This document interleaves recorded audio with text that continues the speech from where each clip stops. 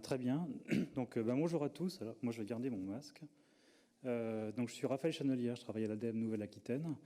Donc, je suis référent régional tourisme durable. Sur cette table ronde qui va parler de tourisme durable, on va surtout parler bonnes pratiques. Et on va surtout parler offre de solutions.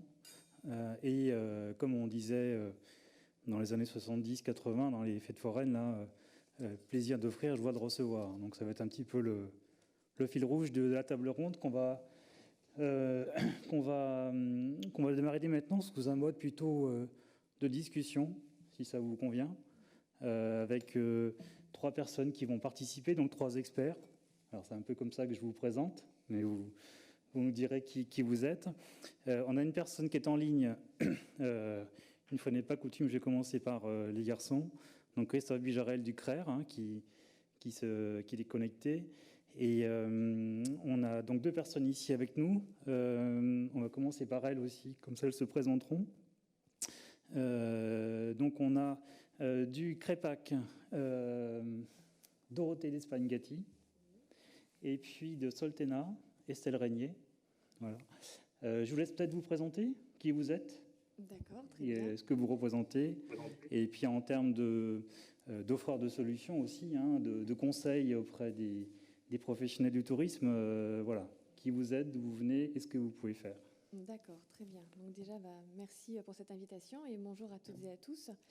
Donc moi, je me présente, je suis donc Dorothée d'Espagne-Gatti. Je suis la directrice de l'association CREPAC, donc qui veut dire Centre Ressources d'écologie pédagogique en Nouvelle-Aquitaine. Et donc nous œuvrons pour la transition écologique et nous avons effectivement un gros volet sur toutes les questions de prévention des déchets et notamment lutte contre le gaspillage alimentaire et promotion d'une alimentation durable puisque toutes ces thématiques sont étroitement liées. Donc nous sommes basés à Bordeaux, nous sommes une association de salariés, voilà, nous avons 5 salariés. Et nous avons une spécificité, c'est à ce titre-là que j'interviens aujourd'hui, puisque nous avons créé en 2013 le Régal, à l'époque Nouvelle-Aquitaine, qui est maintenant le Régal Nouvelle-Aquitaine, donc est un réseau, donc ça veut dire réseau pour éviter le gaspillage alimentaire. Et ce réseau, alors tout à l'heure j'ai souri parce qu'à l'ouverture, je crois que c'est la présidente de l'UNAT qui l'a indiqué, seul, on va plus vite, ensemble, on va plus loin. C'est également notre phrase pour spécifier comment nous entendons l'animation de ce réseau Régal, que nous pouvons faire grâce au soutien de nos partenaires, que sont la région Nouvelle-Aquitaine, effectivement, qui est un partenaire important pour l'animation de ce réseau, mais aussi l'ADEME et les services déconcentrés de l'État. Ce réseau, il utilise pour son animation les outils d'intelligence collective, puisque nous partons du principe, effectivement, qu'il n'est pas nécessaire de réinventer la roue, mais qu'il y a des tas d'initiatives et de bonnes pratiques sur l'ensemble de ce beau et vaste territoire qu'est la Nouvelle-Aquitaine. Et notre rôle à nous, c'est vraiment de les mettre en lumière, de les valoriser, pour qu'elles puissent soit inspirer d'autres acteurs, soit servir de tremplin pour prolonger ces initiatives. Donc voilà. Et puis bien sûr, il y a une réglementation très forte qui est venue encadrer ces questions de lutte contre le gaspillage alimentaire ces dernières années et qui appuie et accélère d'autant plus ces transformations. Bon, très bien. Vous avez déjà aussi répondu à la deuxième question. On va y revenir après, sur le regard que vous posez sur le secteur touristique. Restez avec nous puisqu'il y aura des exemples très concrets qui vous seront présentés. Donc, il y a plein de bonnes expériences à retirer de cette table ronde. C'est aussi l'objet. Estelle, permettez-je de vous appeler Estelle. Oui, Estelle Régnier, donc directrice de Soltena. Oui, qui êtes-vous? Qu'est-ce que vous proposez? Alors donc, Estelle Régnier, je suis directrice de Soltena et en fait, Soltena est un réseau d'acteurs engagés dans la transition écologique. Alors nous sommes un réseau qui recueillons des territoires, travaillons avec d'autres partenaires, clusters, travaillons aussi avec le domaine de la recherche, de la formation et les différents observatoires comme l'AREC, l'Agence régionale de l'économie circulaire. Nous avons également des entreprises engagées, mais le cœur de notre réseau, ce sont des entreprises dites apporteuses de solutions dans les différentes filières. Donc, filière de la transition écologique, donc pardon, je perds le souffle, biodiversité, génie écologique et déchets, eau, énergie, etc. Et nos partenaires, on va dire, nos partenaires, nos soutiens, donc sont la région, l'ADEME et également la Tréal. Alors nos missions peut-être, juste pour indiquer comment se situe l'économie circulaire dans ces différentes missions. Donc, c'est vrai, nous assurons la promotion et le développement des apporteurs de solutions et des différentes filières de transition écologique, les entreprises apporteuses de solutions environnementales. Nous animons les territoires et les entreprises engagées dans l'amélioration des performances environnementales, notamment en matière d'économie circulaire, d'efficacité énergétique, mais je pourrais également parler d'efficacité hydrique. Et ce que nous faisons concrètement, en fait, donc, bien sûr, nous sensibilisons, nous faisons des ateliers, des webinaires en ce moment, beaucoup. Mais notre particularité, c'est aussi de travailler sur des méthodes collaboratives pour permettre finalement à ces acteurs, alors celles qui proposent des solutions et celles qui ont des problématiques, que ce soit les territoires, que ce soit les secteurs d'activité, les filières ou des entreprises individuellement. Nous travaillons ensemble pour pouvoir répondre à ces problématiques, pour que les entreprises apporteuses de solutions puissent répondre à ces problématiques, et notamment en matière d'économie circulaire. Et enfin, nous avons mon troisième axe, qui est quand même assez important, puisque nous participons à la mise en œuvre des stratégies régionales et territoriales en faveur de la transition écologique, notamment Neoterra. Et dans ce cadre-là, nous animons la plateforme Recita, qui est la plateforme de référence qui réunit les acteurs de l'économie circulaire et qui met en avant toutes les initiatives que l'on peut avoir, initiatives privées, publiques, autour de l'économie circulaire. Et puis après, je reviendrai sur d'autres éléments un peu plus tard. Oui, donc ça, c'est notre équipe. Donc ce que je voudrais dire, c'est que moi, je ne suis pas la spécialiste, on va dire je suis la généraliste de l'équipe, mais j'ai la chance de pouvoir m'appuyer sur des spécialistes, justement. Donc Alexandre Audin, qui est chef de projet économie circulaire, Florian, qui est le spécialiste de la performance matière, et je vais citer aussi Damien, qui est chargé de tout ce qui est éco-conception, ainsi que tous les autres. Et nous sommes situés sur Bordeaux, Limoges et Poitiers. Voilà. Et on est une équipe de 12 personnes. Très bien, merci Estelle. On va finir le tour de table. On va peut-être aussi commencer par la présentation du CRER, mais présenter d'abord Christophe Bigerel, qui est avec nous en ligne, et puis lui laisser la parole tout de suite derrière sur le regard qu'il pose, lui, en tant qu'expert énergie, parce qu'on a bien vu que c'était une thématique très forte qui était travaillée par les filières. Quel regard d'expert il pose aujourd'hui sur ce secteur touristique, quelles sollicitations il a, et quels sont peut-être un petit peu les points de vigilance d'attention qu'on doit mettre dès lors qu'on veut se lancer dans une question ou un projet énergétique. Christophe ? Oui, bonjour, est-ce que vous m'entendez ? Très bien. Oui, donc si vous m'entendez, bonjour à toutes et à tous. Christophe Bigerel, je suis le responsable de ce qu'on appelle le pôle chaleur renouvelable au sein du CRER. J'excuse Denis Renou, le directeur, là, qui ne pouvait pas être présent, participer à une autre réunion. Et donc en fait le CRER, c'est une association technique, Centre régional des énergies renouvelables. Donc on est basé, comme on le voit sur la présentation, à la crèche en Deux-Sèvres, et on a une antenne également à Limoges. On intervient sur Poitou-Charentes-Limousin et également aussi en Nouvelle-Aquitaine, sur toute la région. On a différentes missions qui sont d'accompagnement aussi bien des particuliers, mais collectivités, entreprises, et puis du coup tout type de porteurs de projets dans les économies d'énergie et le développement surtout des énergies renouvelables, avec différentes solutions qu'on pourra évoquer un petit peu après. On est aussi centre de formation, et là on fait des formations auprès des artisans, mais également auprès de différents acteurs qui viennent toucher les thématiques des énergies renouvelables, là où on a besoin, je dirais, d'une expertise un petit peu particulière, vu que c'est des secteurs qui n'ont pas un développement suffisant pour avoir forcément des acteurs partout avec des compétences pointues sur le domaine. Et puis également des missions d'expertise ou d'audit sur des installations qui peuvent être existantes. Donc on a vraiment de l'information, du conseil et de la formation et d'expertise sur tous ces sujets-là.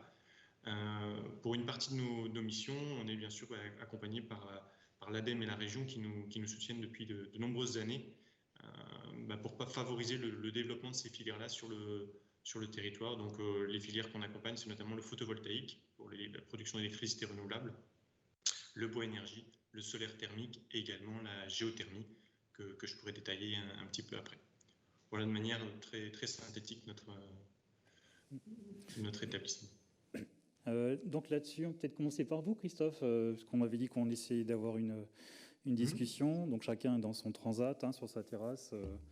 Voilà, oui. Et donc on profite un peu d'expertise de professionnels que vous êtes. Les grands enjeux, surtout le regard que vous posez sur le secteur touristique, est-ce que vous êtes sollicité par des professionnels du tourisme? Qu'est-ce que vous pouvez y répondre? Qu'est-ce que vous pouvez répondre à ces demandes? Et peut-être des petits points d'attention par rapport aux demandes qui peuvent arriver et qui sont nombreuses. Alors dans un premier temps, c'est vrai que j'aurais tendance à dire qu'il y a un ensemble de facteurs. Bon, il y a la diapo qui est présentée, mais effectivement, il y a beaucoup de facteurs qui peuvent concerner le secteur du tourisme. Alors, je sais qu'il y a des profils assez différents, donc certains seront concernés par certains paramètres et d'autres non. Mais il y a des aspects notamment réglementaires. Aujourd'hui, ça bouge beaucoup. Il y a des contraintes sur le neuf, avec la réglementation qui arrive, RE 2020. Mais il y a également des choses sur l'existant, avec des choses à réaliser. Donc ça peut être un aspect qui va pousser à aller vers ces solutions renouvelables. On a des correspondances en termes d'exigences réglementaires et solutions renouvelables. Donc tout ça, c'est des choses difficiles de généraliser, mais qui globalement vont pousser à des solutions. Par exemple, sur la construction neuve, la solution géothermique sera sûrement très intéressante et donc probablement à étudier. Voilà. Donc il y a des choses comme ça, des critères qui vont nous amener vers des solutions. Alors ça, c'est valable pour tout type de secteur. C'est plutôt la typologie des besoins énergétiques qui nous orientera et montrera l'intérêt de cette solution.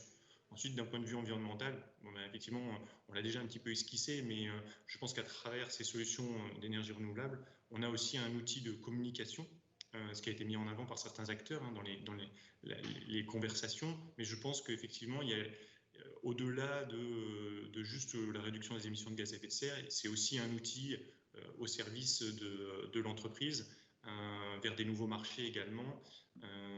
Donc il y a vraiment, je dirais, un contexte nouveau, mouvant, qui peut permettre d'aller vers ces solutions-là. Bien sûr, il ne faut pas oublier le côté économique qui reste spécifique à chaque projet. J'y reviendrai aussi à travers les différentes solutions, mais qui nécessitent d'être étudiées. Et puis, il y a beaucoup d'accompagnements, que ce soit des accompagnements techniques, que ce soit des accompagnements financiers, qui montrent qu'aujourd'hui, ces solutions-là, elles ont un intérêt à être regardées, étudiées.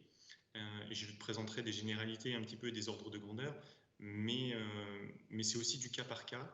Et c'est vrai que nous, on le propose systématiquement de prendre un temps d'échange, que ce soit même par téléphone ou en visio maintenant, vu que c'est quelque chose qui s'est largement démocratisé, pour analyser une situation, un contexte, et très rapidement dire s'il y a un potentiel aujourd'hui ou un potentiel demain en fonction des projets qui vont aller vers ces opportunités de solutions d'énergie renouvelable, pour ce qui me concerne en tout cas. Donc il y a vraiment un contexte favorable qui bouge, et après il faut aller regarder, je dirais, au cas par cas pour pouvoir s'adapter au plus près du besoin de l'entreprise, de la structure. Oui, c'est ça. Donc merci Christophe. On reviendra vers vous très rapidement. Finalement, donc on voit bien s'adapter aux besoins, c'est la règle de base.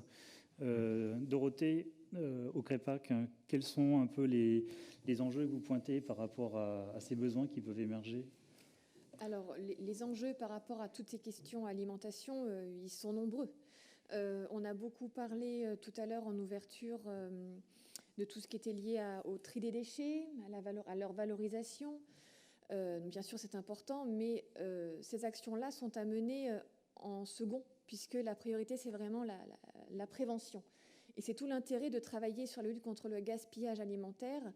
Donc on est sur un volet environnemental, puisque là, il est question d'économiser des ressources, mais aussi du temps, de l'énergie et puis de l'argent. On le verra un peu après. Donc les enjeux, ils sont nombreux. Ils sont économiques, ils sont sociaux, ils sont environnementaux. Et la réduction du gaspillage alimentaire est un vrai levier. On en parle de plus en plus, mais c'est un vrai levier pour justement faire des économies sur son quotidien. Et les acteurs de la restauration et de l'hébergement sont les premiers à pouvoir bénéficier de ce type d'action-là, et ont aussi un vrai intérêt à tout ce qui est porté vers la promotion d'une alimentation plus durable, de qualité, plus locale. Ça aussi, on en parle beaucoup. J'y reviendrai un peu par l'après pour reprendre un exemple qu'avait mentionné M. Rousset sur les circuits courts. Très bien. Pour finir un petit peu sur ces questions d'enjeux pour les brossés, Estelle, en matière d'économie circulaire. Alors, vous l'avez dit, Soltena, vous animez le réseau Recita, qui, je pense, n'est pas forcément assez connu du monde des professionnels du tourisme et qui a tout intérêt à être connu. Dans ce cadre-là, par rapport à l'économie circulaire, au-delà des mots, qu'est-ce que concrètement, en termes d'enjeux, un professionnel du tourisme peut utiliser en ayant recours à votre réseau, en fait? D'accord. Alors c'est vrai que lorsqu'on est questionné par des professionnels du tourisme, en fait, souvent, ils ont une approche, on va dire, plus large, en fait, qu'un seul axe, en fait. Ils ont une vision systémique. Et en fait, ils se disent... Voilà, on se rend bien compte, et je crois que tout à l'heure, M. Rousset le disait, on se rend bien compte en fait qu'il y a aussi une appétence à aller vers des offres touristiques plus qualitatives, et de plus en plus en fait les professionnels viennent vers nous parce qu'ils ont envie d'avoir cette démarche-là. Et ce qu'il y a d'intéressant par rapport à la démarche d'économie circulaire, même si effectivement là, l'idée c'est de se dire qu'on change de paradigme.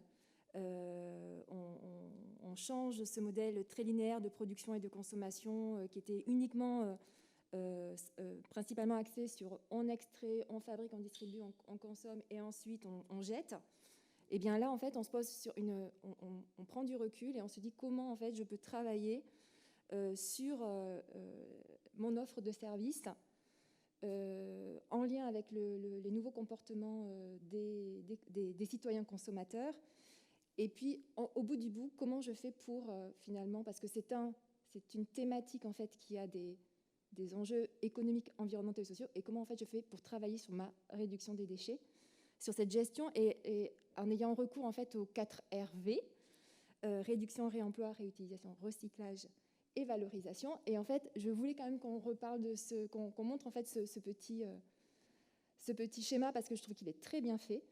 Et pour dire que effectivement, l'économie circulaire, c'est une approche, on va dire, systémique, mais c'est vrai que si on se concentre sur la partie déchets, en fait, on peut valoriser au maximum la matière, le produit, sous forme à partir de la réparation, de la réemploi, de la refabrication, et on peut réutiliser la matière sous forme de recyclage, sans oublier dans une approche systémique que plus on grossit la boucle, plus ça va demander de l'énergie. Donc l'intérêt en termes d'économie circulaire, c'est vraiment de réduire la boucle au maximum et de pouvoir, on va dire, faire du don, faire de la réparation, etc. Voilà. Et sur les enjeux, donc ce que je vous disais, c'était quand même une approche systémique avec cette idée de préserver les ressources. Donc d'abord la matière, donc éviter les déchets, mais c'est aussi sur l'eau et l'énergie. L'enjeu, c'est de réduire la quantité des déchets et des rejets. C'est également d'optimiser les flux dans une approche circuit court. On le voit dans l'approvisionnement, on le voit aussi... sur les solutions, faire en sorte que les solutions elles soient à proximité. L'idée, c'est de s'inspirer du fonctionnement des écosystèmes naturels. C'est-à-dire qu'avec cette image, ce que je voulais mettre en avant, c'était que l'entreprise, au bout du compte, elle n'est pas toute seule, elle n'est pas enfermée toute seule, voilà. Elle est dans un écosystème et qu'elle peut travailler avec ses partenaires, que ce soit avec les autres entreprises ou avec les apporteurs de solutions ou les relais. Et puis, bien sûr, développer des modes de production et de consommation responsables. Et je voulais mettre en avant ces problématiques en fait, liées au tourisme, qui est la problématique de la saisonnalité. Donc, trouver derrière des solutions qui soient viables, on va dire, avec cette saisonnalité et ce modèle économique. Un effet de masse qui fait que une commune touristique aujourd'hui produit en moyenne presque 100 kilos de plus par habitant qu'une commune normale. Donc ça veut dire qu'il y a quand même un poids de la filière touristique. Et que que on en a parlé de l'ancrage fort, et donc pour vous c'est quelque chose de positif, parce que ça veut dire que derrière les solutions peuvent aussi jouer sur l'attractivité du territoire et l'attractivité de votre filière. Et en fait, je voulais terminer sur les bénéfices. Alors, pour l'entreprise, c'est clair que la gestion des déchets, c'est d'abord un poste de coût. Il y a une prestation de collecte. Alors, j'ai entendu qu'effectivement, vous pouvez passer par les prestations publiques, mais certains font aussi appel à des prestataires de déchets privés. Et donc, déjà, travailler sur ce poste-là, c'est générateur d'économie, parce que souvent, en fait, on ne fait pas attention à sa facture, et il y a de l'intérêt à regarder ça. Et puis, en plus, cette facture déchet a demandé à être maîtrisée, parce que de plus en plus, le déchet va coûter cher. La mise en décharge, enfin, stockage ultime ou en incinération est de plus en plus cher. Donc, il faut vraiment trouver des solutions pour valoriser la matière. Et je voulais aussi dire que c'est une manière d'anticiper la réglementation. Vous en avez parlé sur la partie biodéchets, mais c'est vraiment aussi sur le reste, sur le plastique, l'utilisation du plastique. En bénéfice interne, c'est la mise en place d'un projet fédérateur en interne, parce que ce qui est important, c'est de pouvoir mobiliser ces équipes. Et puis, tout à l'heure, je disais sur l'approche de répondre à une attente sociétale, une aspiration des clientèles. Et je voulais finir par ces 2 points, toujours parce que l'entreprise, elle n'est pas seule sur son territoire, en termes d'opportunités. C'est de développer des synergies inter-entreprises, de mutualisation, c'est-à-dire que là, vous allez travailler sur des territoires, ça veut dire que des services peuvent être mutualisés entre vous. Je pense que c'est l'idée tout à l'heure dont vous parliez, Maryse. Et puis, de substitution entre, finalement, si on regarde au-delà du secteur touristique, il y a peut-être d'autres activités qui auront besoin des déchets que vous allez produire, et donc utiliser votre matière pour l'utiliser en matière première. Et puis, c'est aussi prendre part à des projets de développement de services ou de filières adaptés aux besoins du territoire. Voilà. Et du coup, pour conclure sur cette partie-là, l'économie circulaire devient vraiment efficace lorsqu'elle s'inscrit dans un projet de coopération inter-entreprise et au service des besoins du territoire. Voilà. Excusez-moi de vous interrompre. Très bien. Je pense qu'on est... Excuse-moi de t'interrompre. On a quelques professionnels qui ne voient plus le diapo. Alors, ce n'est pas le cas pour tous. N'hésitez pas à chercher dans les petites vignettes du bas si vous voyez le diapo et cliquez dessus. Ça devrait résoudre le problème. Oui, parfaitement maintenant. Je pense que c'est bon, Maryse. Ça, c'est particulier. Oui. Certains professionnels le voient, d'autres non. Cliquez dessus, clic droit et épingler. Merci, normalement, monsieur. Tout le monde l'a en grand. Parfait. Très bien. Merci, Laura. De toute façon, l'important, c'est aussi, ça fait un peu France Culture, hein, désolé, mais on est sur une discussion pour vous donner des recettes, vous en tant que prestataire touristique. Donc, merci Estelle, parce que c'était quand même assez concret sur ces enjeux. On voit tout de suite qu'il y a des opportunités et que la période actuelle, qui est vécue par les uns les autres et surtout les prestataires touristiques, c'est aussi une période qui doit permettre de profiter de ces opportunités de nouveaux marchés et de faire effectivement des déchets, des ressources, parce qu'on accuse beaucoup le secteur du tourisme d'être d'être prédateur de ressources et producteur de déchets. Donc, on voit bien qu'il y a des initiatives qui sont déjà lancées. Dorothée, je tourne vers vous. Justement, alors, en matière de déchets, on dit que le tourisme, c'est un gros pourvoyeur de gaspillage, et notamment le gaspillage alimentaire. C'est pas une fatalité, ça, et vous avez quand même des éléments pour donner des indications, des projets concrets, des orientations et des opportunités auprès des professionnels. Alors oui, effectivement, non. Ce n'est jamais une fatalité, le gaspillage. C'est quelque chose qui même a l'avantage de faire consensus. C'est que tout le monde est d'accord pour dire que ce n'est pas normal d'avoir du gaspillage alimentaire et d'en créer. Et d'autant plus dans le contexte actuel qu'on connaît, avec les médias qui mettent en avant la précarité alimentaire grandissante des uns et des autres. Donc c'est quelque chose qui devient vraiment insupportable. Donc c'est terrible d'avoir dû vivre ce que l'on vit aujourd'hui pour que ça fasse l'unanimité. Mais voilà, derrière, il faut savoir que pour les acteurs de la restauration, qu'ils soient en restauration collective pour les campings par exemple, ou les restaurateurs commerciaux individuels, il existe des solutions. Il y a même de nombreuses expérimentations qui ont été testées sur le territoire de Nouvelle-Aquitaine. Donc j'en ai listé quelques-uns, mais il y en a d'autres, puisque nous, au CREPAC, notre association, dans le cadre de l'animation du Régal Nouvelle-Aquitaine, c'est vraiment de travailler avec les acteurs par secteur pour vraiment essayer d'effacer ces frontières et de décloisonner tout ce monde-là pour qu'on puisse s'entendre et interagir, comme le disait Estelle, avec l'économie circulaire. Donc une des actions que je voulais mettre en avant à l'occasion de cette table ronde, c'était une action portée par les CCI de Vienne et des Deux-Sèvres, donc Mon Resto Engagé. Donc c'est une action qui a été menée pendant 2 ans sur ces 2 territoires de Nouvelle-Aquitaine auprès de 18 restaurateurs qui ont travaillé sur plusieurs axes qui sont présentés dans le PowerPoint et qui sont des axes vraiment concrets, puisque l'objectif c'était vraiment pour ces restaurateurs-là, bénévoles volontaires en tout cas pour cette expérience, pas bénévoles, c'était d'avoir un gain concret et économique aussi. On ne va pas se mentir, c'est quand même quelque chose qui est essentiel, qui va le devenir d'autant plus que leur reprise va se faire dans des conditions compliquées. Et ça a été aussi évoqué à plusieurs reprises pendant l'ouverture. Donc voilà, le gaspillage alimentaire, si on veut être bassement terre à terre, c'est aussi vraiment faire des économies. Il y a des exemples très concrets qui sont donc cités dans ce petit livret qui nous avait été mis à disposition par ces CCI. Et ce qui serait bien, c'est vraiment que ce type d'initiative soit porté sur l'ensemble des autres territoires de Nouvelle-Aquitaine.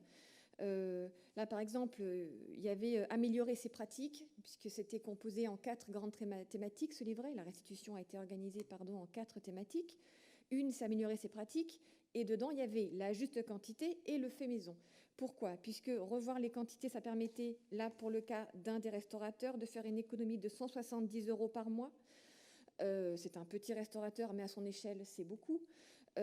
Pour le fait maison, ça a permis de faire une économie de 550 € sur l'achat des fonds de sauce, puisque l'idée, c'est d'utiliser l'ensemble du produit. On est vraiment sur la valorisation des produits dans leur entièreté. Et ça, c'est lié aussi à ce que disait tout à l'heure M. Rousset, puisque l'intérêt de travailler sur un tourisme plus durable, sur la partie alimentation, c'est aussi que ces retombées puissent bénéficier aux agriculteurs de nos territoires. Et il l'a très bien mentionné, c'est valoriser les circuits courts.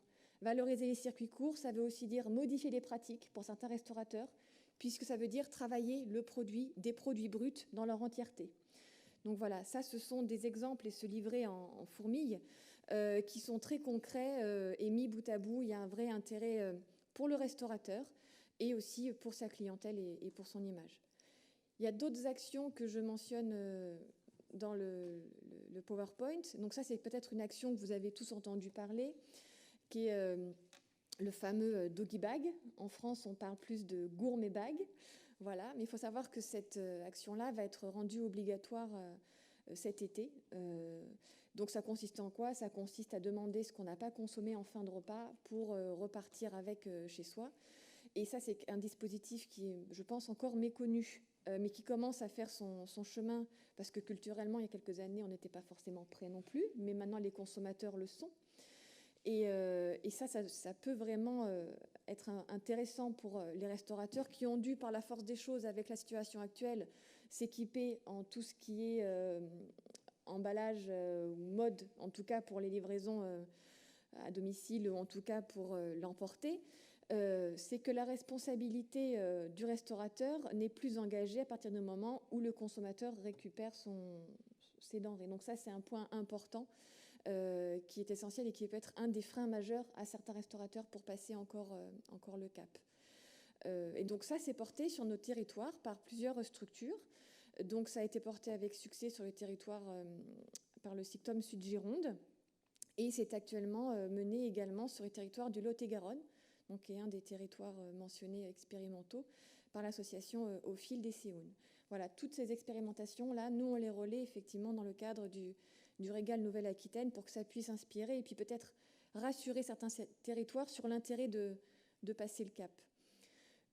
Un autre outil qui est assez connu, c'est l'outil Too Good To Go, où là, ça permet effectivement d'avoir un appoint pour ces professionnels de la restauration. Ce sont des horaires un peu en décalage, Mais il y a aussi We Are Phoenix qui propose ça maintenant. Il y a plusieurs applications qui le font. Ça reste pour l'instant cantonné aux grandes métropoles, mais ça se développe de plus en plus. Et l'idée, c'est d'avoir des paniers composés par les professionnels de la restauration à des prix moindres, mais qui sont sur des horaires décalés, donc ils ne vont pas venir en concurrence avec des gens qui veulent aller déjeuner dans les restaurants quand ces derniers auront réouvert. Voilà, donc ce sont des exemples parmi tant d'autres, mais qui donnent des vraies solutions de complémentarité auprès de tous les professionnels, qu'ils soient dans la restauration collective ou dans la restauration commerciale individuelle. Merci, merci Dorothée pour ces exemples concrets là, qui sont inspirants. Pour poursuivre, peut-être en matière d'illustration, Estelle, si on se met dans la peau d'un restaurant ou d'un hôtel qui veut agir concrètement dans le cadre de son activité, voilà, vous avez préparé une espèce de visualisation concrète de tout ce qui est possible à l'échelle d'un établissement. Oui, oui, c'est un exemple, c'est pas, mais c'est pour vous donner en fait le panel des solutions est multiple. Mais ce qui est important à retenir, donc je vous laisse regarder, mais ce qui est important de retenir, c'est qu'en fait en amont on va tout faire pour prévenir en fait le déchet. Et en aval, donc après il y a tout le travail que vous allez mener dans la gestion de votre affaire, que ce soit un restaurant ou un hébergement touristique. Et après, il y a tout ce que vous allez pouvoir faire, tout ce que vous allez pouvoir valoriser en aval.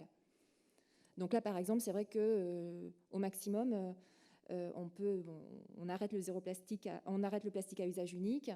Je donne l'exemple là, quelqu'un qui est au comptoir et qui va peut-être partir avec un emballage consigné pour la vente à emporter.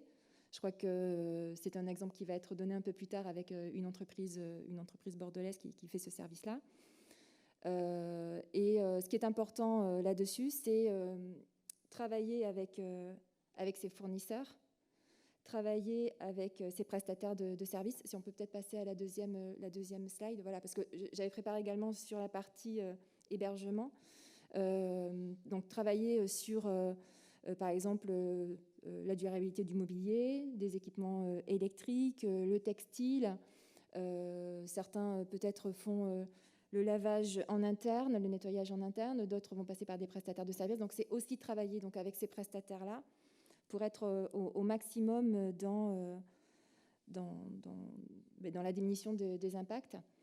Et ce que je voulais dire aussi, donc, en amont, donc, l'optimisation des achats, peut-être aller donc, sur les achats, travailler sur les achats responsables, avoir aussi une réflexion sur le coût global. Et derrière, pour donner des exemples de choses qui peuvent être faites une fois qu'on a fait un son mobilier, à un moment donné, il a quand même une durée de vie.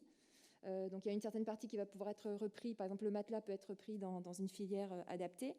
Et on peut aussi travailler avec des ressourceries qui sont localement, qui peuvent remettre le mobilier enfin voilà, qui peut le remettre dans une deuxième vie et qui pourra profiter à d'autres.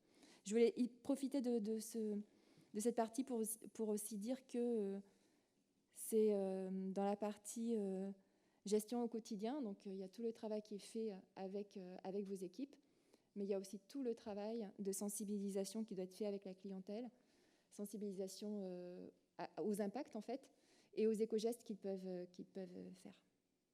Voilà. Oui, parce qu'on n'oublie pas que quand on est en vacances, on est là aussi pour se reposer.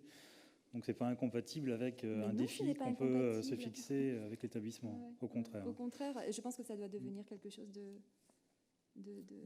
complètement ancré.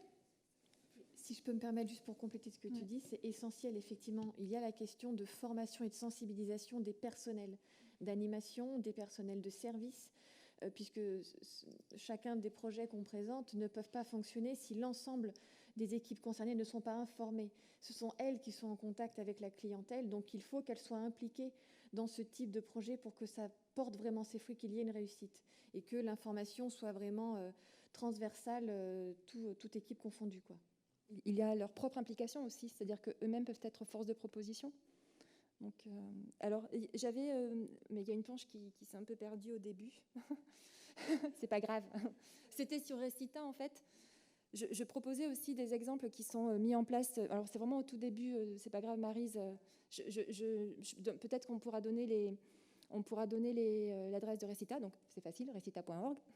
Et là, quand vous allez sur les différentes initiatives, vous avez accès à des planches. On met en valeur des bonnes initiatives qui ont été développées dans le réseau. Alors, par exemple, vous verrez, j'ai mis au début la table de tri upcycling pour la restauration collective, qui permet donc de faire du tri de déchets, en fait, permettre à vos hôtes de trier leurs déchets une fois qu'ils ont mangé. Je vous ai mis, donc ça c'est fait à Angoulême, c'est fabriqué à Angoulême. Je vous ai mis aussi le crumbler, qui est une solution au gaspillage de pain, en fait, qui a été développé par une entreprise bordelaise, qui permet en fait de reconditionner le pain pour en faire de nouvelles recettes. Et qu'est-ce que je vous avais sélectionné? Ah oui, j'avais sélectionné parce que, en plus, ça se passe à La Rochelle. Le griffé, un couteau à huîtres éco-conçu à partir des coquilles d'huîtres. Et je trouvais que c'était intéressant pour dire, en fait, lorsque on peut, ce qui est intéressant, c'est qu'au départ, on voit les choses un peu globalement, et puis petit à petit, on va se rendre compte, comme par un jeu en fait, qu'on va aller de plus en plus finement sur la valorisation des déchets. Au début, on voit une grosse masse, on va travailler sur les biodéchets parce que c'est la grosse masse, et puis petit à petit, on va se prendre au jeu. On va travailler sur les mégots, parce qu'en ce moment, c'est tendance. On va travailler sur, effectivement, les coquilles d'huîtres. Et petit à petit, on va s'amuser. Et je pense que ça peut être vraiment quelque chose de porteur, en fait, et qui donne plus de sens, en définitive. Tout à l'heure, la personne parlait de... Oui, on trie, et derrière, tout est remis dans le même bac. Enfin, ça, c'est plus possible, quoi. Ça n'a plus de sens. Moi, je m'emporte. Merci pour ce point d'interpellation qui est utile. Pour finir avec Christophe, peut-être en matière de gaspillage, on accuse souvent le secteur énergétique d'être pas mal également, mais oui. En termes de solutions, en termes d'expérimentation, il y a beaucoup de choses qui sont lancées. Peut-être que vous pouvez revenir un petit peu sur des exemples qui sont tout à fait adaptés au secteur. Oui, alors en effet, avant de parler de solutions, c'est vrai que dans le domaine de l'énergie, il y a une démarche qui est à mettre en avant, qui est la démarche Négawatt, une association du même nom, Négawatt, les watts ou l'énergie qu'on ne consomme pas. Parce qu'effectivement, avant de développer les énergies renouvelables, nous, ce qu'on préconise toujours, c'est de viser la sobriété, déjà, en termes de conception, en termes de choix énergétiques et en termes de profil de consommation.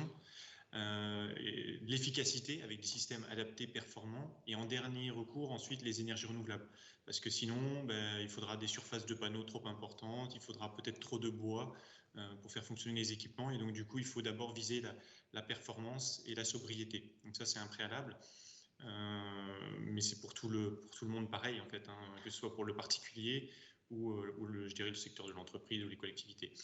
En termes de solutions adaptées au secteur, on l'a dit tout à l'heure, il y a un profil un petit peu de saison, notamment avec la saison estivale, qui colle bien avec le profil du soleil, et donc des solutions, que ce soit celle-ci qui est présentée, le photovoltaïque ou le solaire thermique, pour faire de l'eau chaude. Alors il y a quatre diapos qui présentent les différentes solutions que nous on accompagne, avec des critères, des grands critères d'opportunité. On va peut-être pas toutes les détailler, mais si on prend le photovoltaïque, voilà, il y a une consommation qui est constante ou un profil qui colle avec une consommation estivale. Vous avez un potentiel d'installation de panneaux solaires photovoltaïques en autoconsommation si on a plus de 200 mètres carrés de panneaux, on va dire, en synthèse, pour aller très, très, très, très vite. Il y a une possibilité d'implanter au sol, soit en ombrière ou en bâtiment, en toiture, comme c'est l'exemple sur la photo. Donc du coup, ça permet d'avancer sur la faisabilité. Et ensuite, ça, c'est des solutions qui peuvent très bien être faites en investissement en fonds propres. Ça ne représente pas des investissements trop importants. Ou alors passer sur des tiers investissements, mais quand on est sur des surfaces qui vont être plus importantes, on dit au-dessus de 1500 mètres carrés. Donc après, voilà, ce que j'ai mis, c'est qu'il y a un profil adapté qui nécessite de faire des études. Pareil, là, c'est la diapo sur le bois énergie qui permet de retracer dans quel cadre il peut être opportun d'aller mettre une solution de chauffage avec du bois énergie, que ce soit de la plaquette forestière ou du granulé de bois, comme on peut avoir dans un poêle chez soi. Tout ça, ça nécessite, dans bien des cas, une étude spécifique à mener, une étude d'opportunité que nous, on peut réaliser, mais que sur l'ensemble des territoires de Nouvelle-Aquitaine, on va trouver des acteurs qui vont pouvoir accompagner des porteurs de projets, que ce soit un camping, que ce soit un restaurant, etc., pour ces solutions-là, puisque le contexte est à chaque fois spécifique pour chacune des solutions. Donc on les balaye, voilà, il y a le bois énergie, le solaire thermique pour produire des panneaux solaires qui vont permettre de produire de l'eau chaude à hauteur d'environ 50%, donc 50% d'économie sur le fonctionnement des besoins d'eau chaude. Et puis la dernière solution qui est présentée, qui est la géothermie, utiliser la ressource de la terre qui est là sous les pieds de l'établissement, quasiment disponible sur tout le territoire et qui permet de faire du chaud et du froid. Et à ce titre-là, qui est une solution renouvelable qui à mon sens, a de l'avenir, parce qu'on va être sur des besoins plutôt faibles en termes de chauffage et peut-être grandissants en termes de rafraîchissement, malheureusement. Et c'est une solution renouvelable qui permet de couvrir ces deux besoins dans le cadre d'un projet de restructuration, réaménagement ou de construction neuve.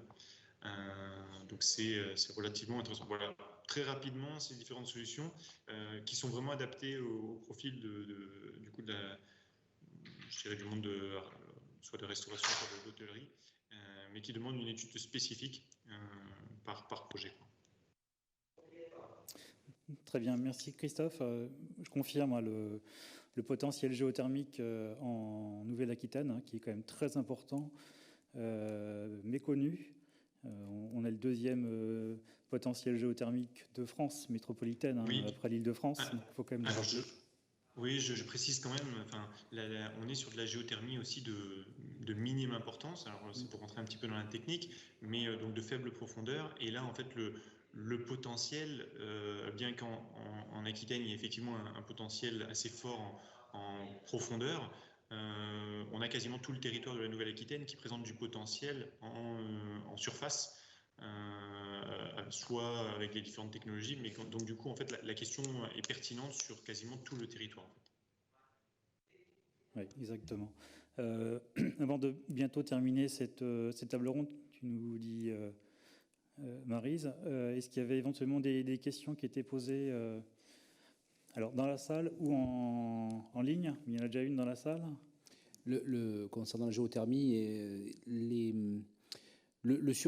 d'abord, est-ce qu'il y a un surcoût par rapport à ce qu'on peut connaître aujourd'hui comme tarification de chauffage ou de PAC liés à la climatisation? Est-ce qu'il y a un surcoût sur ce sujet-là? Et s'il y a un surcoût, de combien à peu près auquel il se situe? Alors c'est très difficile de répondre de manière précise à cette question-là. Ça dépend de la situation de référence. Ce que nous on appelle la situation de référence, c'est quelle est l'énergie aujourd'hui qui est utilisée par l'établissement. Et en fonction de l'énergie qui est utilisée, ça va changer complètement la rentabilité du projet. Si on est sur des énergies qui sont coûteuses, par exemple comme du fuel, ça va être plus facile de rentabiliser une installation que sur quelque chose qui va être par exemple au gaz de ville, où ce sera plus compétitif aujourd'hui en termes d'énergie. En tout cas, ce qui est sûr, c'est qu'il y a des aides sur la géothermie aujourd'hui, notamment à travers le fonds chaleur de l'ADEME, qui est accessible même pour des assez petits projets, on va dire, et qui, en ordre de grandeur, on va dire, permet de couvrir le surcoût des forages, parce qu'il y a donc les forages à réaliser. Et donc, du coup, ça va donner une solution à peu près équivalente en termes de coût qu'une solution, une pompe à chaleur classique, sauf qu'on aura de la géothermie avec une ressource stable dans le temps et renouvelable. Mais ça, après, je dirais que voilà, pour aller plus précisément, comme c'est indiqué là, on va regarder donc le fonds chaleur qui fonctionne au forfait de l'énergie renouvelable produite. Donc, s'il y a une très faible consommation d'énergie, donc très faible part d'énergie renouvelable consommée, le forfait sera faible. Par contre, s'il y a une consommation assez intense réalisée, du coup, ça va donner un forfait plus important. Voilà. Donc, en fait, plus on valorise un équipement installé, plus les aides vont être intéressantes. C'est au cas par cas. Mais en tout cas, il y a des accompagnements. Et voilà, on s'est indiqué, hein, les études peuvent être financées à hauteur de 70% quasiment. Donc se questionner sur la faisabilité ne représente pas un engagement financier fort, 30% d'une étude à peu près. Et après, il peut y avoir des aides à l'investissement. Et donc là, on est jusqu'à 45% de l'investissement. Donc ça peut représenter des aides intéressantes. Il y avait effectivement une demande. Est-ce que l'ADEME finance toujours à 70% le coût? Donc, on vient d'y répondre, je crois. Et une deuxième question, Raphaël. Et Maris, peut-on remettre la diapo solaire thermique, s'il vous plaît, et expliquer les financements possibles par l'ADEME?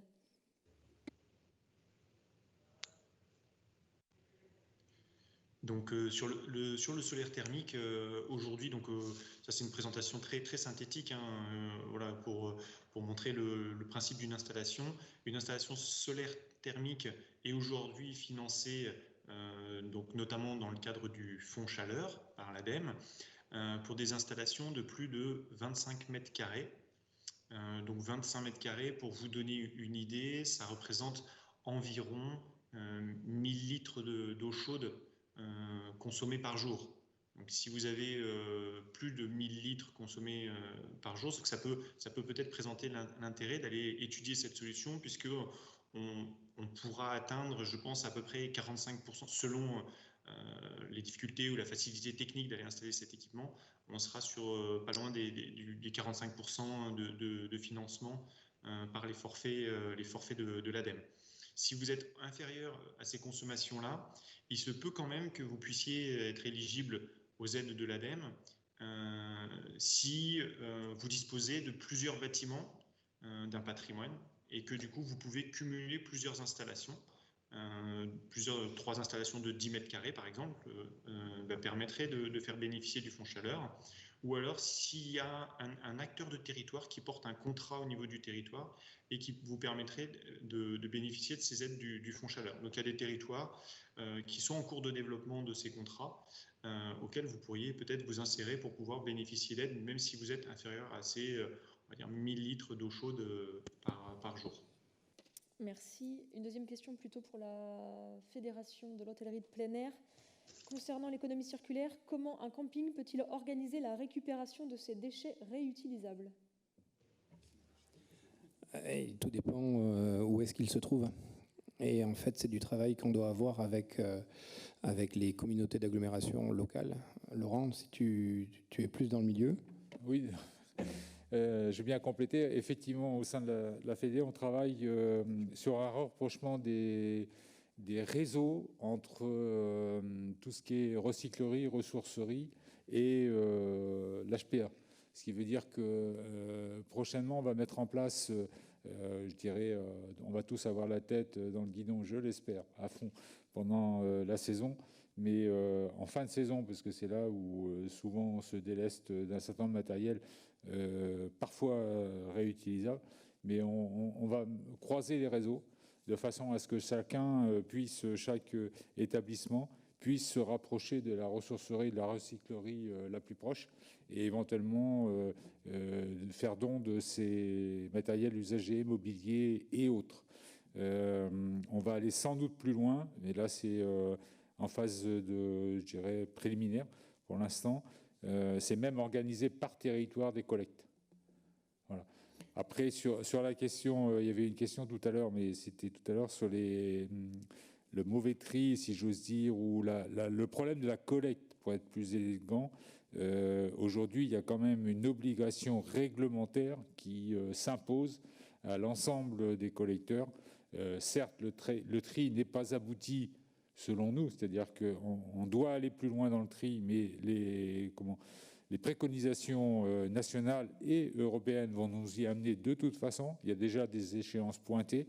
Donc, mais sur ce qui existe, même si effectivement il y a des problèmes de confusion de couleurs selon les territoires, de couleurs de bac, mais on doit aller, je veux dire, ne pas hésiter à frapper à la porte du syndicat qui collecte et puis dire là ça va pas. Moi j'ai eu l'expérience de photos prises effectivement de camions qui collectaient de manière indifférente le jaune, le bleu, le gris, le marron, enfin tout ce que vous voulez.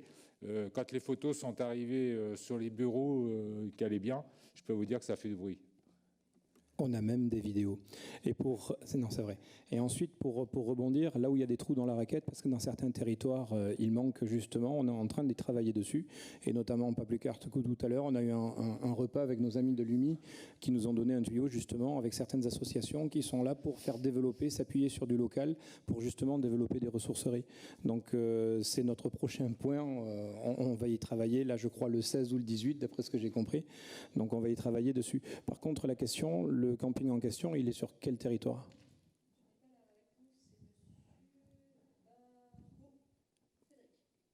Le nom du camping et le territoire, il nous envoie un petit mail. Il nous envoie un petit mail et on va lui donner les informations. D'accord, on s'en occupe. C'est bon. C'est bon. Monsieur Barbeau. Et je finis avec une question un peu multiple, Maryse. Pourriez-vous expliquer la différence entre les panneaux solaires, thermiques hybrides et photovoltaïques ? Et y a-t-il des aides spécifiques pour ces panneaux ? Voilà, si j'avais une diapo que je présentais un petit peu les accompagnements et les acteurs. Je vais quand même répondre à la question. C'est que les panneaux photovoltaïques ont produit de l'électricité et les panneaux solaires thermiques ont produit de l'eau chaude. Donc pour le lavage, voilà, pour l'utilisation du nettoyage ou autre usage d'eau chaude, même pour les piscines des campings éventuellement. Ce qui était important, ce que je voulais mettre avec l'accompagnement des acteurs, c'est que du coup, il y a à la fois des soutiens financiers, mais il y a aussi des acteurs pour l'information différents. Voilà, vous les avez ici. Ça vous permet aussi d'aller chercher les informations pour éventuellement justement mieux comprendre les différentes technologies et comment ça fonctionne. Ou après, vous pouvez aussi, moi je suis complètement disponible pour répondre à des questions et avoir des temps d'échange techniques. C'est notre travail au quotidien, donc on est totalement disponible pour ça. Mais sinon, j'avais mis aussi la liste, je dirais, des acteurs animateurs sur les territoires pour pouvoir répondre à vos questions, spécifiquement sur le mixte solaire, thermique et photovoltaïque hybride. Il n'y a pas d'accompagnement clairement identifié. Donc après, on sera sur du spécifique. Ça ne rentre pas dans un cadre déjà connu. Là, vous avez la liste des acteurs qui peuvent aussi sur le territoire de Néo-Aquitain, donner des conseils qui sont aussi accompagnés par l'ADEME ou la région pour justement accompagner le développement de ces filières renouvelables. Très bien. Pour compléter et peut-être finir, la question qui était posée aussi, c'était sur les panneaux solaires hybrides. Donc, effectivement, les techniques évoluent très vite. Panneaux photovoltaïques, c'est pour produire de l'électricité. Panneaux solaires thermiques, c'est pour produire de l'eau chaude sanitaire. Donc là, le secteur touristique réinvente l'eau chaude, quelque part. Et sur les panneaux hybrides, en fait, c'est pour faire les deux. On fait à la fois de la chaleur, mais de l'électricité. Donc il y a des pépites régionales qui développent ces procédés-là aujourd'hui. Mais tout dépend des besoins. C'est très important. Je pense que la table ronde a montré qu'il faut bien définir quels sont ces besoins, quelle est la durée d'ouverture de l'établissement aussi, c'est très important. Et une fois qu'on a ces éléments-là, on peut entamer la phase de faisabilité.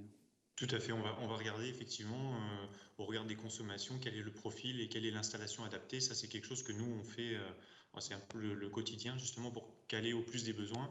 Et effectivement, après, cette solution technique de panneaux solaires, qui peut être très intéressante, va présenter voilà, des implications techniques peut-être spécifiques qu'il faudra bien identifier. On mélange de l'électricité et de l'eau, effectivement, donc derrière, il y a des précautions à prendre. Et ça, voilà, c'est quelque chose qui est en stade de développement, donc plus onéreux aujourd'hui, mais qui peut présenter du potentiel pour l'avenir. Voilà. Peut-être, moi, je voudrais bien compléter. J'ai une ou deux questions et puis un complément d'information. Alors, sur le dernier sujet, l'eau chaude sanitaire, alors je vous parle par expérience, donc ça fonctionne. La production d'eau chaude, elle peut être effectivement sanitaire, c'est-à-dire douche, lavabo, enfin tout lieu de puisage. Elle peut aussi servir de relève à la chaudière. C'est-à-dire qu'en fonction de ce que vous avez comme équipement ou de ce que vous pouvez acquérir, ça peut faire les deux.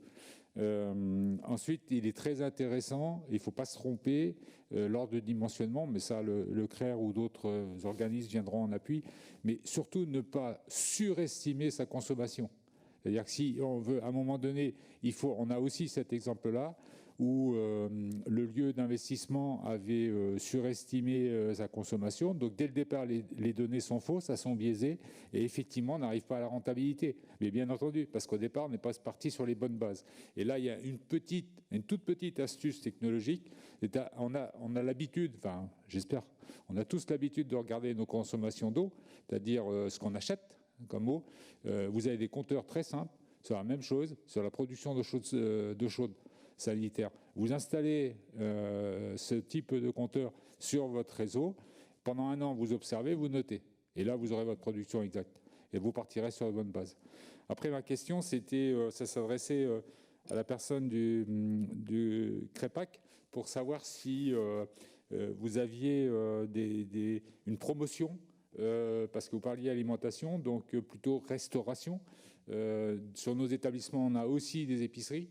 Est-ce que vous avez une dynamique ou pas, hein, peu importe, c'est pas une critique, c'est une question, sur le vrac et quel positionnement. Et je continue mes questions. Alors là, c'était plus pour Soltena, pour savoir si... je pense qu'il faut aussi, dans le mobilier, dans nos investissements, quels qu'ils soient, raisonner, vous l'avez dit à un moment donné, en local. C'est-à-dire qu'il faut arrêter de rechercher loin, pas forcément pas cher, mais avoir des impacts carbone, avoir une politique aussi sociale, parce que c'est ça, de qui va fabriquer, à quel endroit et comment. Donc il faut regarder autour de chez soi, ne pas hésiter à poser des questions, à se renseigner, à faire curieux sur Internet, etc. Il y a plein d'exemples. Il y a du mobilier qui est fait dans notre région, Nouvelle-Aquitaine, hein, et qui va très bien, et qui est durable. On utilise le pain local, etc. etc. Il y a aussi du recyclage de matelas. Aujourd'hui, il y a des entreprises qui recyclent les matelas pour en faire des matelas. On fait autre chose, mais elles en font des matelas, et on peut effectivement choisir d'investir dans ce type de matériel plutôt que d'acheter sur le catalogue ou sur Internet tel que je l'ai décrit. Je pense qu'il faut qu'on se pose aussi, nous, en tant qu'acteurs, constamment la question de notre geste d'achat, notre geste de consommation et notre geste d'achat. Voilà. Oui, tout à fait. Et c'est vrai que c'était la notion de durabilité et de coût global. Mais coût global aussi peut-être bénéfice économique, retombée économique. Et c'est vrai que là où vous avez raison, c'est qu'il y a pas mal d'entreprises qui sont en plus dans le domaine de l'économie sociale et solidaire. Et donc c'est vrai que ça a du sens. Et juste pour terminer là-dessus, parce que je sais que vous allez mettre en place donc, sur votre site internet, et vraiment c'est très bien. Et je pense qu'il y aura des passerelles à faire justement avec le réseau Recita, pour justement récupérer des informations dedans, enfin voilà, que ça puisse se répondre, parce que pour pas tout réinventer. Et je pense que c'est bien que vous ayez ça, parce que c'est vraiment à destination d'un public, et donc c'est vrai, c'est bien. Et puis en termes de communication de vos bonnes pratiques, c'est super puissant. Mais n'hésitez pas aussi à vous appuyer sur Recita et toutes les initiatives, parce que là vous allez retrouver effectivement des entreprises qui proposent ce genre de produits. Produits localement, économie sociale et solidaire. Et voilà. Merci. Alors, donc moi, pour répondre à votre question sur l'aspect vrac, donc c'est très intéressant, puisque l'intérêt de ce type d'approvisionnement, c'est qu'on est sur la juste quantité. Et c'est quelque chose qu'on retrouve en commun avec les restaurateurs qui font donc ces expérimentations, travailler à la juste quantité. Et nous, on est plutôt pour, parce qu'on est aussi sur des produits bruts. Donc on va par la suite transformer, et c'est aussi se réapproprier son alimentation. Et de nombreuses études ont été portées ces derniers temps sur les dangers liés aux produits ultra transformés, qui ont un vrai impact nocif sur notre santé. Donc tout ce qui est épicerie vrac, qui est promotion d'une alimentation brute et aussi le plus local, bien évidemment, c'est positif. On est aussi sur la prévention en termes de déchets, puisque là, l'idée, c'est de venir avec ses contenants, et donc on n'est pas dans la surproduction de plastique. Donc il y a tout un tas de vertus au vrac qu'on ne peut que inciter à se développer, une fois résolues les problématiques peut-être de logistique liées à ce type de fournisseurs. Mais nous, en tout cas, on est plutôt pour. Ouais, juste parce que je sais qu'il faut passer aux tables rondes, enfin aux ateliers en suivant. Il y a un vrai sujet, j'entends tout ce que vous dites, hein, mais il y a quand même un vrai sujet sur les fournisseurs. Tant sur le plan des cartons que du polystyrène, que de l'emballage, que du plastique, et tout cela en fonction bien évidemment même des matières premières presque brutes que l'on achète. Et ce sujet-là, on ne pourra pas le résoudre tout seul. Ni que nos restaurants, que nos campings ou que nos auberges de jeunesse. Tout seul, on ne pourra pas y arriver. Donc, qu'est-ce qu'on fait, qu'est-ce qui se passe avec les fournisseurs? On voit que nos obligations, et je ne vous cache pas que... Alors, on est là pour prendre un peu de hauteur, mais je me dois vous dire aussi que les obligations, c'était pas l'heure avant, et ce ne sera pas l'heure cette année, et ça ne sera pas l'heure demain. Donc, obliger les gens et obliger les professionnels à faire des choses sous la contrainte, ça n'a que très rarement marché. Donc, dans l'acceptation générale, ça marche 2 mois et ça s'arrête. Parce que l'État n'est pas forcément en capacité de venir contrôler qui que ce soit, donc c'est de la responsabilité de tout le monde. Mais donc il faut en avoir conscience quand on écrit et quand vous avez évoqué la loi Egalim tout à l'heure, mais quand les parlementaires écrivent ces lois et les techniciens qui préparent ces lois et qui les accompagnent, il faut aussi se mettre à la place de ceux qui sont dans les entreprises tous les jours et qui travaillent. Donc ce sujet-là concernant nos fournisseurs, qu'est-ce qu'il en est, qu'est-ce qu'ils vont en devenir, quand on leur parle aujourd'hui, on n'a pas forcément de réponse. Donc c'est peut-être qu'un jour, et c'est dommage qu'ils ne soient pas là, et on n'y a pas pensé parce que c'est de notre faute aussi, mais ça serait bien qu'ils soient là autour de la table. Et aussi quelles sont leurs obligations à eux, parce qu'on imagine peut-être qu'ils pourraient faire différemment, mais que les services de l'État, dans leurs problèmes de transport, les obligent d'une façon ou d'une autre. Donc c'est comment on arrive à mettre tout ça en musique pour arriver pour ne pas avoir un bac de glace qui est grand comme ça, avoir un carton qui fait un demi-mètre cube. Voilà. Alors, pour répondre à votre question, enfin c'est pas vraiment une question, c'est un échange. Donc moi je répondais sur l'aspect vrac parce qu'on m'a posé la question, mais par rapport à votre question sur les fournisseurs, effectivement, on ne pourra pas répondre à leur place dans la mesure où ils ne sont pas là, c'est toujours délicat dans ce cas de figure. Ce que je peux vous faire, c'est juste un parallèle par rapport à des accompagnements qu'on a pu voir sur la restauration collective scolaire. C'est que par rapport justement à tout ce qui est loi Egalim et souci d'amener des produits non carnés, donc des protéines végétales, c'est que les fournisseurs se sont adaptés et ont proposé aux professionnels de la restauration collective scolaire des catalogues qui avaient évolué par rapport à cette réglementation-là. Donc je ne peux pas vous garantir que ce sera également le cas pour vos fournisseurs. En tout cas, je sais que sur une autre thématique, ça a pu être fait dans l'autre sens. Et puis l'intérêt aussi de parler de plus en plus de ça, c'est que les consommateurs peuvent accompagner, en tout cas inciter à faire évoluer certains comportements, sans perdre de vue, bien évidemment, l'aspect terrain et réalité quotidienne qu'ont tous ces professionnels de la restauration. Et surtout qu'ils ont été vraiment malmenés par la crise. En tout cas, tout ce qu'on a pu nous vous soumettre, ce sont des vrais gains économiques et je pense qu'ils vont être plus que jamais nécessaires pour ce type de professionnels. Des accompagnements sont possibles et des acteurs institutionnels sont aussi là pour aider. Et il y a tout un tas de ressources, on ne va pas avoir le temps de les développer, mais elles seront soumises. Des ressources méthodologiques qui existent sur lesquelles ils peuvent s'appuyer, notamment un guide très bien fait de l'UNAT, qui est l'UNAT, voilà, l'UNAT en force. Ce que je vous propose, excusez-moi, Dorothée, excusez-moi, je vous coupe. Ce que je vous propose, c'est que vu que c'est sur l'alimentation, vu que le groupe alimentation est ici, c'est qu'on conserve cette question et qu'on continue de parler des producteurs et de l'alimentation. Vous allez rester avec nous ici. Comme ça, les ateliers techniques qui sont dans les autres salles peuvent commencer et nous aussi. Maryse, je te laisse reprendre la main et on continue dans le groupe alimentation si ça vous convient. Oui, mais en fait, je vous remercie vraiment pour cet échange enrichissant. Et effectivement, je crois qu'on va inviter les fournisseurs dans nos groupes de travail sur l'économie circulaire. Je pense que ça soulève le... Je suis désolé de reprendre la parole sur le sujet, mais oui, je relance parce que c'est important. Pour connaître le sujet un petit peu de certains restaurants scolaires, je vous garantis que tout à l'heure, vous avez évoqué de travailler des produits bruts. Quand il s'agit de travailler... et les catalogues dont vous parlez de certains fournisseurs pour travailler des protéines non animales, ce n'est pas des produits bruts. Hein. C'est uniquement des produits industriellement travaillés. Donc on est bien loin de ce que l'on prône au départ. Voilà. Les produits ultra transformés, tout à fait, qu'il faut éviter.